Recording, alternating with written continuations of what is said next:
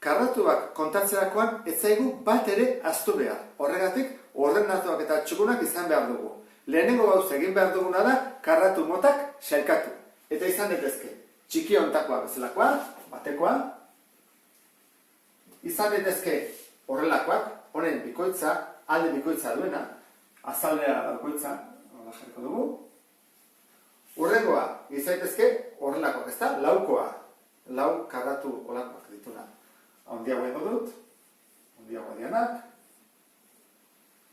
Urrengo izango ditzake bederatzikoa,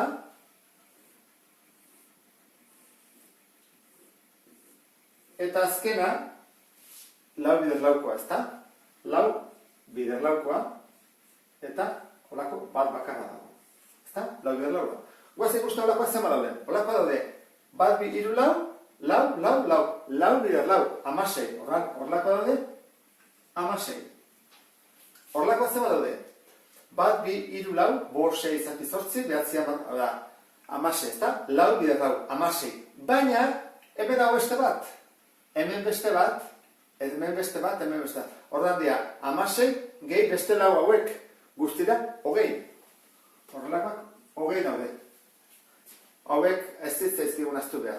Oaren ikusten dago nolakoa zema dauden. Laukoa. Nik egotera da, erreferentzi moduan, punto hartu. Oran, hemen ikasita, bat. Hemen ikasita, bi. Hemen ikasita, hiru. Orduan, hemen ikasita, hiru guaz. Hemen ikasita, lau, bost, sei guaz, zazpi, zortzi eta behatzi. Baina hemendik ezin da hasi, ez digu ematen, horren bederatzi daude horrelakoak. Guaz ikusten horrelakoak, erreferentzia bezala hemendik hartuko dut. Noain iristen da, hola, ez da? Hundi, potoloa, hundi da. Bat, bi, ja iritsi naiz, hemen bi bakarri dut, hemen ikasiko naiz. Hiru, lau, eta hemen ikasten nahi maz, ja ez dut dekurik. Horan, lau bakarri daude horrelakoak. Horan, egin barruna da, batuk eta bat. 16, gehi hogei, gehi bederatzi, gehi lau, gehi bat. Horan, da, 16, gehi hogei, gehi bederatzi, gehi lau, gehi bat. Eta guztira da, 10, hogei, hogeita hamar, berrogeita hamar. Orduan, berrogeita hamar karratu izango ditugu.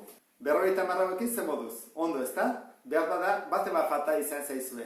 Beste bat arte, agur.